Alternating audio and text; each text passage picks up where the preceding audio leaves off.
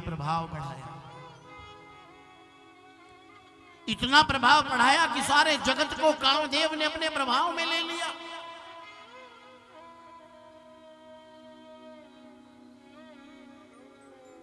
जीवों पर नहीं, सभी पर,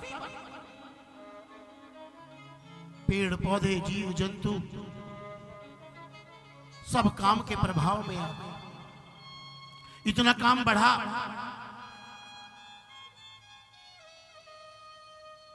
नदियां भी समुद्र की ओर दौड़ी, लताएं वृक्षों से लिपट गई, पशु पक्षी काम के वश डूब गए। भाई काम तापस पावरन की कौन कहे। अरे मनुष्य की तो क्या बात करें, ये तो वैसे ही काम के वश में रहता है। बड़े बड़े जोगी तपस्वी काम के प्रभाव में आ गए। जो ब्रह्म में देखते थे जगत को, सब काम में देखत रहे। सबके मन में काम बैठ गया, सारी सृष्टि का वातावरण असंतुलित हो गया, सब काम के वश में डूब गए। गोस्वामी जी ने बहुत सुंदर बातें लिखी। क्या सब काम के वश में डूब गए? बोले ना, जे ही राखे रघुवीर ते ही उबरे ते ही काले। केवल वो बचे जिसको भगवान ने बचा लिया। काम के प्रभाव से केवल वो बचे।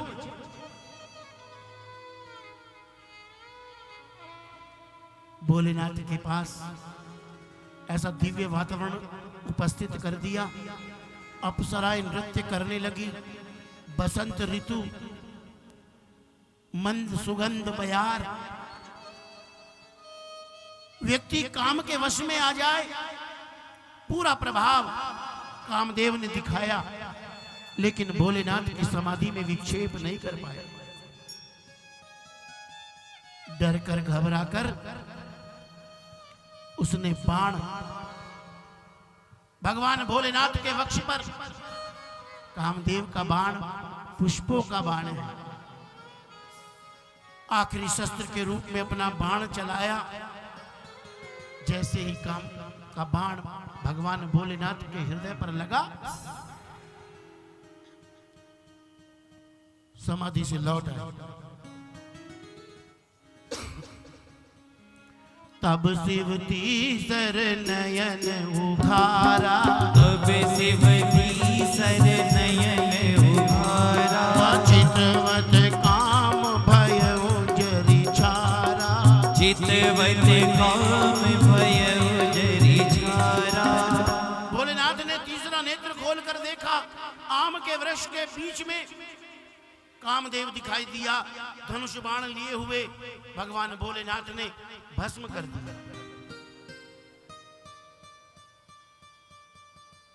काम का प्रवेश है साहब नेत्रों से। काम नेत्रों से प्रवेश करता है। और भोलेनाथ की विशेषता क्या है? नेत्रों से ही भस्म कर दिया है। काम का प्रवेश है नेत्रों से।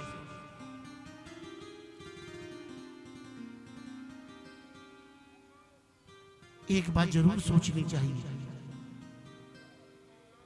क्यों भस्म किया साहब? क्या भोलेनाथ ने ठीक किया कामदेव को भस्म कर दिया? क्यों भस्म होना पड़ा कामदेव को? कामदेव के विचार कितने सुंदर थे। आज कामदेव भगवान राम की आज्ञा का पालन करने वाला कार्य कर रहा था। परहित लाग तजई जे देही, संतत संत प्रशंसा ही देही।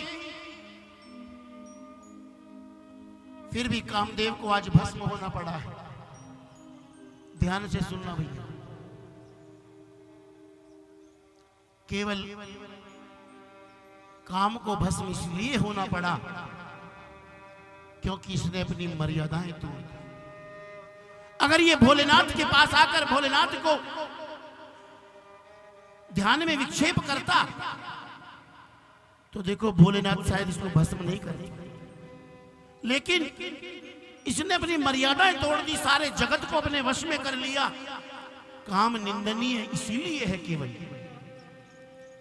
काम की निंदा की जाती है ना, केवल इसलिए निंदा होती है कि काम मर्यादाओं में नहीं बंधता, काम मर्यादाएं तोड़ता है, इसीलिए काम निंदनीय है।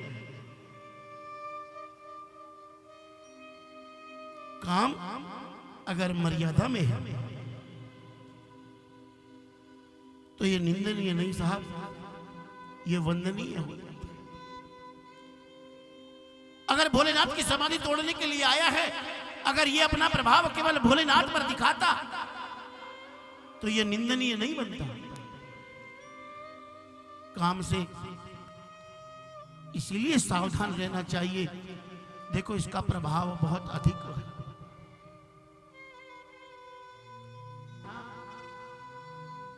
सामर्थ्य में नहीं होता। जय ही राखे रघुवीर,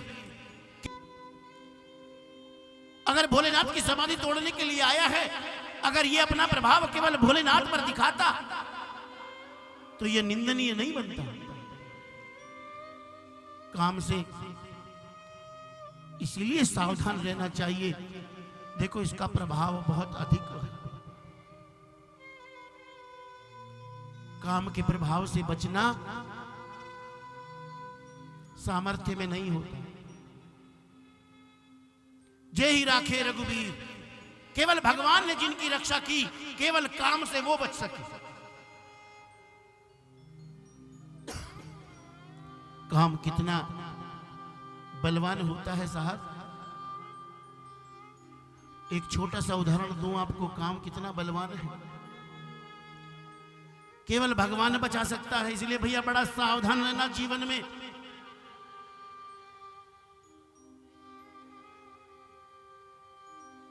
महर्षि वेद व्यास के पिता पाराशर जी तपस्या करके लौटे, नाव से सत्यवती ने पार कराया।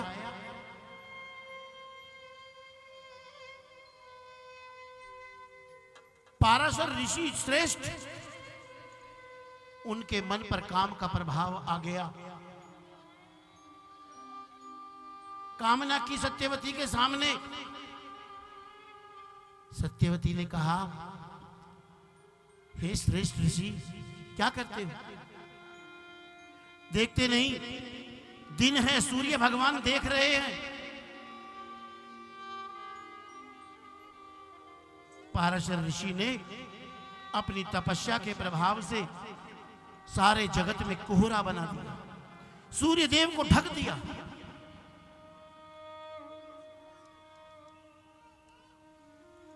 केवल एक बात का ध्यान देना, इतने तपस्वी, इतने शक्तिशाली हैं, अपनी तप के प्रभाव से सूर्य को ढक सकते हैं। लेकिन ध्यान देना भैया, अपने काम को ढकने में सफल नहीं हुए। सूर्य को तो ढक सकते हैं, लेकिन अपने काम को नहीं ढक सके। इतना बलशाली काम है। भोलेनाथ ने इसको भस्म कर दिया। रतियाई रोती हुई आपने क्यों भस्म किया मेरे पति को? तेरा पति मेरे ध्यान में विक्षेप करता था। मेरा पति तो वही चाहता था जो प्रभु श्री राम चाहते थे। प्रभु राम भी चाहते थे आप समाधि से बाहर आए। मेरे पति ने भी यही काम किया है। भोलेनाथ ने मान लिया, ठीक है। सचमुच आज काम उसी काम से आया था जिस काम से श्री राम आए थे। आज इसके काम का संबंध राम से हो गया, तो जा इसका संबंध मैं आज भगवान से जोड़ता हूं। राम जब कृष्ण बनकर आएंगे, तब ये उनके पुत्र के रूप में जन्म लेंगे। जब जदुवंश कृष्ण अवतारा, जब जदुवंश कृष्ण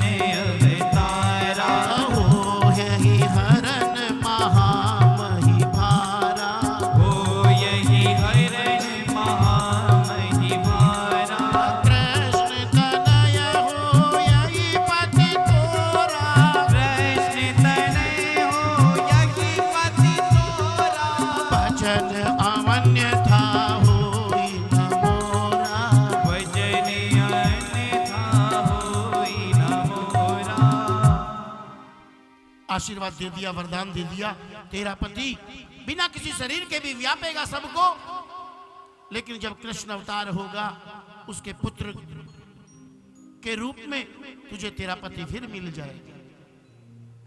भोलेनाथ तो बहुत दयालु है। जैसे ही भोलेनाथ की समाधि खुली, सारे देवता जय जयकार करते हुए प्रवेश करे। भोलेनाथ तुम्हारी जय हो, भोलेनाथ तुम्हारी जय हो। ब्रह्मा जी भी आ गए। भोलेनाथ ने देखा चारों तरफ जय जयकार कर रहे हैं सभी देवता। बड़ा अच्छा किया आपने, आपने काम को भस्म कर दिया। दूसरे ने कहा ये और भी अच्छा किया कि आपने उसको फिर से जीवित होने का आशीर्वाद दे दिया। जब मतलब होता है ना तो लोग बड़ी चाटुकारिता करते हैं। एक बात की प्रशंसा घुमा घुमा के कई प्रकार से करते हैं। आज सारे देव भोलेनाथ की प्रशंसा कर रहे हैं। साहब बड़ा अच्छा किया आपने, ये भी अच्छा किया, मार दिया, ये भी अच्छा किया, दोबारा से इसको। भोलेनाथ ने कहा भैया चाहते क्या हो? ये जय जयकार इनका मेरे पर प्रभाव नहीं पड़ने वाला। मुझे सीधे सीधे बताओ तुम चाहते क्या हो? ब्रह्मा जी ने कहा मैं बताऊं? भोलेनाथ, इन देवताओं ने बहुत दिन से कोई विवाह नहीं देखा। हाँ, किसी की शादी स्वर्ग में होती नहीं, ये तो भैया धरती पे ही होती है। किसी ने विवाह नहीं देखा। ये चाहते हैं किसी विवाह में सम्मिलित होने का अवसर मिल जाए, और कोई ने ऐसा दिखाई नहीं देता। इसलिए भोलेनाथ सब आपके पास आए हैं। अगर आप विवाह करा लें, विवाह तो हो चुका आपका, आपकी अर्धांगिनी आपके अंदर समाई हुई है, लेकिन इन्होंने नहीं देखा। भोलेनाथ को मनाया, तुरंत सप्तऋषियों को भेजा, पुनः पार्वती जी के पास गए। इसी भोलेनाथ से विवाह करना है। तुझे पता है इसने काम को भी जला दिया, फिर बुराइयां की भोलेनाथ की। इसका पहले भी विवाह हुआ था दक्ष पुत्री के साथ, बेचारी को आत्महत्या करनी पड़ी। अब तो इसने काम को भी जला दिया। विवाह का तो देव काम है। अगर काम ही नहीं है तो विवाह का कोई अर्थ नहीं है। पार्वती जी कहती हैं तुम्हें लगता है इन्होंने काम को अब जलाया है, इसका मतलब तुम पहले तक ये समझते रहे कि भोलेनाथ कामी है। मैं जानती हूं तुमरे जान काम अब जा रहा, तुमरे जान काम अब जा रहा, अब लगे शंभु रहे स्वीकारा, अब लगे शंभु रहे स्वीकारा। हमरे जान सदा शिव जोगी, हमरे जान सदा शिव जोगी, आज अनवरत अकाम अभोगी, अजय अनवरत अकाम अभोगी। निष्ठा श्रद्धा कितनी दृढ़ है, मैं पहले से जानती हूं।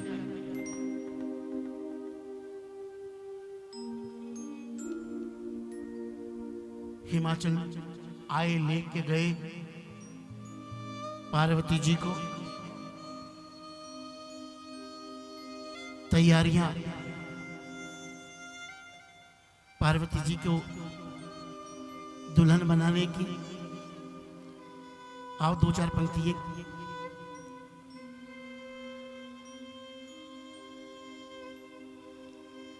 आओ मेरी सखियों मुझे मेहंदी लगा दो।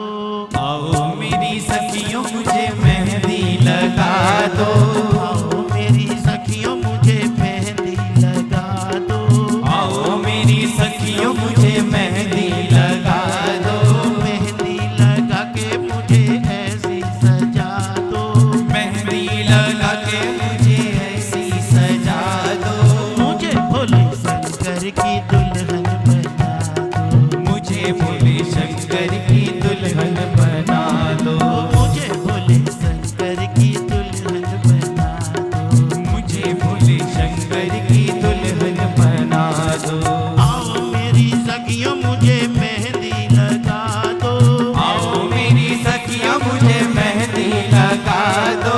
मेहंदी लगा के मुझे ऐसी सजा दो। मेहंदी लगा के मुझे ऐसी सजा दो। मुझे भोले शंकर की दुल्हन बना दो। मुझे भोले शंकर की दुल्हन बना दो। भोलेनाथ की भी तैयारी विवाह की। घर में कोई स्त्री तो है नहीं साहब, इसीलिए भोलेनाथ के गणों ने ही सजाना प्रारंभ कर दिया। आहा, सबसे पहले लंबी लंबी जटाएं संवारी, जटाओं को मोड़कर बहुत सुंदर मुकुट बनाया। बड़ा काला विशाल फणधर लाकर लपेट दिया, उसने छत्र बना लिया। कुंडलों के लिए छोटे छोटे सर्प, कान में बिच्छू लटक लिए। हाथों पर जो बीच की श्रेणी के हैं, सब हाथों पर बड़ा सुंदर श्रृंगार भोलेनाथ का होना प्रारंभ हो गया। बाबा लिखते हैं, शिव ही शंभुगन करहि सिंगारा। शिव ही शंभुगन करहि सिंगारा। जटा मुकुट अहि मोर समारा। जटा मुकुट अहि मोर सवारा। कुंडल कंकन पहिरे प्याला। कुंडल कंकन पहिरे प्याला। विभूति पटके हरि छाला। कन विभूति पटकी हरि छाला। सजी ललावट सिर सुंदर गंगा। सजी ललाट सुंदर सिर गंगा। नयन दीन उपबीत भुजंगा। नयन दीन उपबीत भुजंगा। करल कवंठ और नर सिर माला। करल कंठ उन नर सिर माला। असिव विवेश शिव धाम कराला। अशिव वेश शिव धाम माला। कर त्रिशूल वरु डमरु विराजा। कर त्रिशूल अरु डमरु विराजा। चले बसहि चढ़ी बाजहि बाजा। चले बसह चढ़ी बाजहि बाजा। देखो, फणधर सांप छत्र बनाकर चल रहा है। हाथों में, कानों में छोटे छोटे सर्प, गले में मुंडों की माला पड़ी है। मुंडों की माला का अर्थ तो आपको पता ही होगा।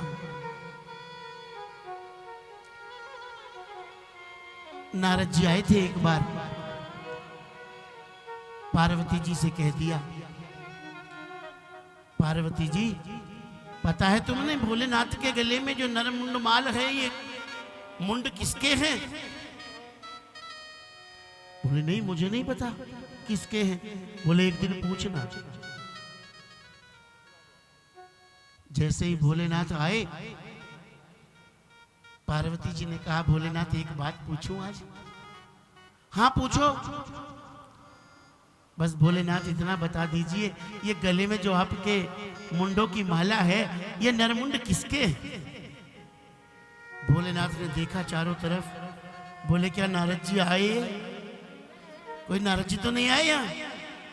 बोले नहीं, उस बात को छोड़िए, आप केवल ये बता दीजिए नरमुंड किसके हैं। पार्वती जी मत सुनो, मत पूछो, मत पूछो किसके हैं। नहीं नहीं भोलेनाथ, अरे मैंने नारद जी से मना किया था। नहीं भोलेनाथ, बताना पड़ेगा, ये नरमुंड हैं किसके। उस दिन बताया भोलेनाथ, आप भी जान लो भैया। भोलेनाथ ने कहा पार्वती जी, ये मेरे अमर प्रेम की निशानी है। जितने भी नरमुंड हैं, अब आप देख लो, इतने जन्म आप ले चुकी हो। आपके ही उन नरमुंडों की माल भोलेनाथ ने पहन ली है। गले नीलकंठ है भगवान। हलाहल विष निकला ना, भगवान ने कहा केवल भोलेनाथ पी सकते हैं। जहर पिया हलाल, सारा संसार व्याकुल था, जलने के लिए तैयार था। भोलेनाथ ने पिया, लेकिन गले से नीचे नहीं उतरने दिया। इसका अर्थ है जहर कभी हृदय में नहीं होना चाहिए। कितना भी जहर जीवन में पीना पड़े, ये दुनिया कितना भी जहर दे पीने के लिए, लेकिन आपके हृदय में जहर किसी के लिए नहीं होना चाहिए। और पियो, आपकी जिह्वा पर भी जहर नहीं होना चाहिए। भोलेनाथ कहते हैं ना जिह्वा पर जहर रखो, ना हृदय में जहर रखो। अगर जहर रखना पड़ा तो भोलेनाथ ने अपने कंठ में रखा। सारे शरीर पर शमशान से राख मंगवा कर गरम गरम, भोलेनाथ को बहुत प्रिय है साहब। आप कहेंगे शमशान की, हाँ भोलेनाथ तो भोले हैं ना, बस इसी भोलेपन का फायदा लोग उठाते हैं। बहुत भोले हैं भोलेनाथ। पार्वती जी भी जानती हैं, जब भी कोई काम मनाना होता है ना, एक बार जा रहे भोलेनाथ पार्वती जी के साथ, पार्वती जी ने देखा भोलेनाथ ये लोग तो बड़े दुखी हैं, क्या बात। भोलेनाथ ने कहा पार्वती जी, इस क्षेत्र में अकाल पड़ा हुआ है। अरे क्यों। इनके प्रारब्ध के अनुसार 12 वर्ष का अकाल रहेगा। 12 वर्ष तक ये तो बड़ा दुख भोगेंगे। भोलेनाथ ने कहा प्रारब्ध की बात है, इनके प्रारब्ध में है, भोगेंगे। पार्वती जी ने कहा 12 साल बाद कैसे वर्षा होगी। भोलेनाथ ने कहा वर्षा क्यों नहीं होगी, 12 वर्ष जब हो जाएंगे तो मैं अपनी ये भृंगी निकालूंगा, भृंगी तुरही, और इसे जोर से बजाऊंगा। बस इसको सुन के ही सारे बादल आएंगे और यहां खूब बरसात होगी। बोले अच्छा, आपके इसे बजाने से ही बरसात हो जाएगी। बोले हाँ हो जाएगी, जरा दिखाओ बजा के। भोलेनाथ ने कहा ऐसे कैसे बजाऊं, 12 वर्ष होने। थोड़े आगे निकले, पार्वती जी ने कहा भोलेनाथ एक बात मेरे मन में है, एक बात खटक रही है मेरे मन में। ये 12 वर्ष तक बहुत दुखी रहेंगे और 12 वर्ष बाद संकट का हल होगा। आपने निकाली है अपनी तुरही।